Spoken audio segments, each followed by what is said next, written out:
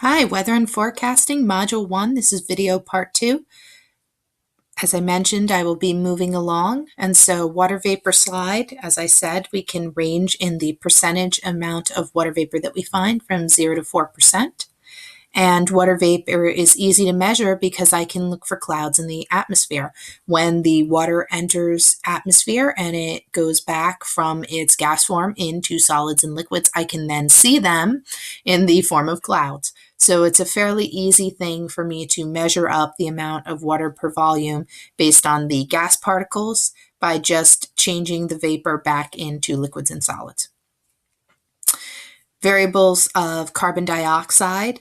As it said in the slides, the percentage by volume according to the textbook is 0.039, but I can actually update and tell you guys that we have hit 0.04, and that is because we have not been under 400 parts per million for the last 4 years now. And so this part of the textbook isn't quite right anymore, and that's basically because human interaction in the environment and creation and use of things like fossil fuels is increasing the amount of carbon dioxide in the atmosphere.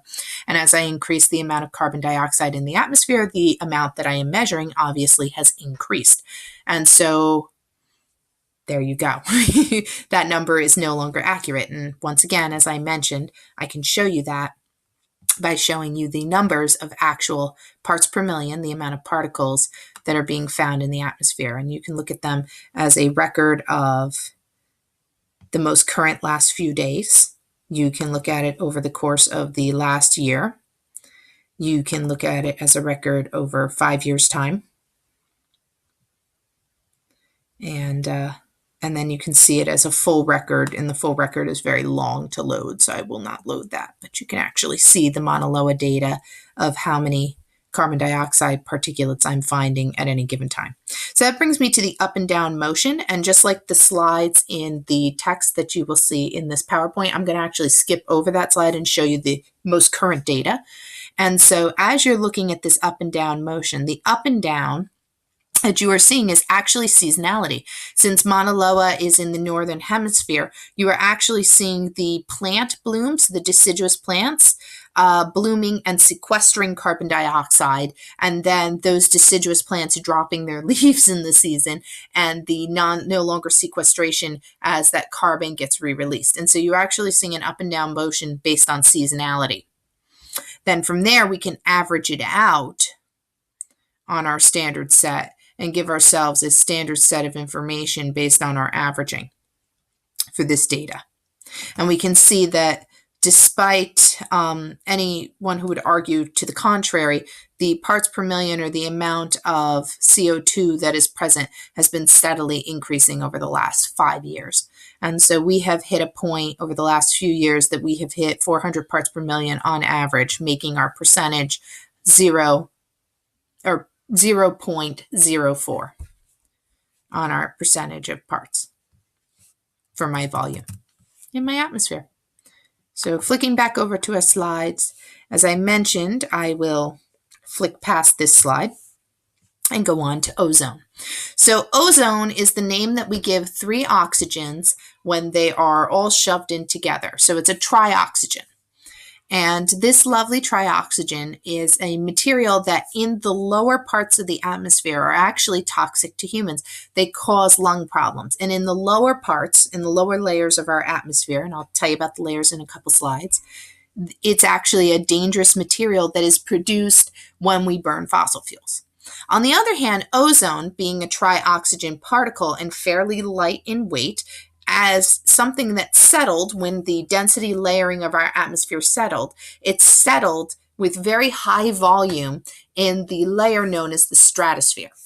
Now, in that layer, ozone plays an incredibly important role where it actually blocks out, by creating reflection, sunlight in the form of its ultraviolet. So it actually protects our Earth from becoming irradiated by sunlight. One of the human man-made products, chlorofluorocarbons, CFCs, is a material that is also very lightweight, and when it is released into our atmosphere, its light weight or its density being less than allows it to float up. And one of the things that it has done over the years since the 50s, because that's about when it took its major forms of chlorofluorocarbons being utilized in the economy or in the world in various forms, it floated its way up into the atmosphere, up into the stratosphere, where it will get hit by sunlight and a chlorine will bust off of that sucker. When the chlorine gets loose, oxygen, being the promiscuous little beast that it is, goes, I want to stick to that chlorine. And it will actually break up the trioxygen, so it is no longer an ozone, so that it breaks up and it has one oxygen go flying off, and that attaches to the chlorine, and the O2s just kind of float around loose. Now, the downfall of this action when it occurs is that the O2s and the chloroxygens that I've now formed do not protect us from ultraviolet light. And so the ozone layer issue, which is something that you'll hear about in the news, is something that is human-caused as a problem because chlorofluorocarbons are completely man-made. They do not exist in nature. We have manufactured this product. And those chlorofluorocarbons had led to the creation of a hole in our ozone layer.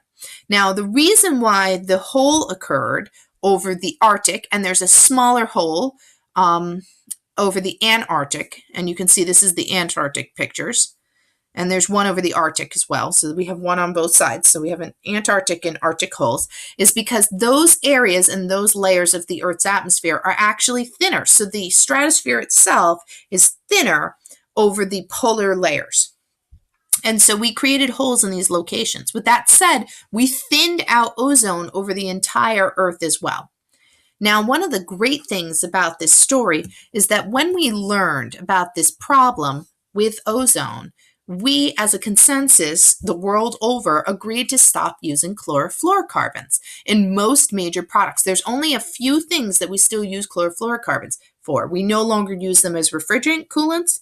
I mean, back in the 50s, 60s, and 70s, we were using them as an accelerant. So we put them in hairsprays and cooking sprays and Cheese Whiz and everything you can imagine because it was so lightweight, it just helped accelerate anything that we could put into a canister could come out of a canister very easily. And so we were just using it in everything and anything.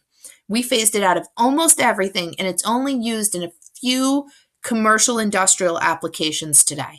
And so that means that one of the nice things about the ozone hole is that while it will persist for another good solid 50 years, it is slowly becoming smaller. Its maximum extent has occurred and it is now closing up, or the O3s are starting to mitigate themselves. So this is one of those environmental issues that we were able to pinpoint the problem, figure out a solution, and we are moving towards that solution. And even though it's going to take a long time for the ozone hole to heal, it is getting better. And it's a positive story and one that you guys should know about.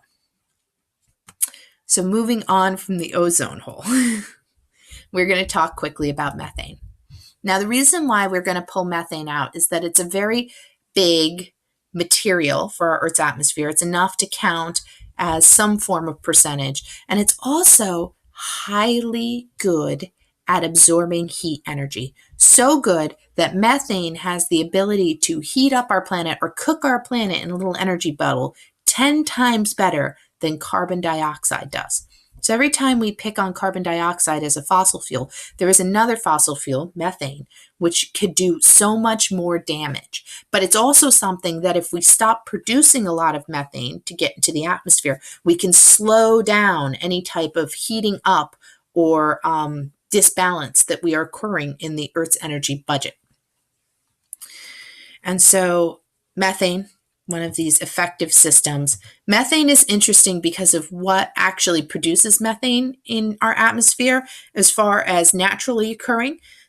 The ocean puts out some amounts based on certain activity and many, many living things, but a lot of it is human induced, and a lot of it has to do with our dietary practices as well as burning of fossil fuels. But we'll pick up with more of this in many modules on down the line. So on that note, we're going to be moving on with aerosols in our part 3 video.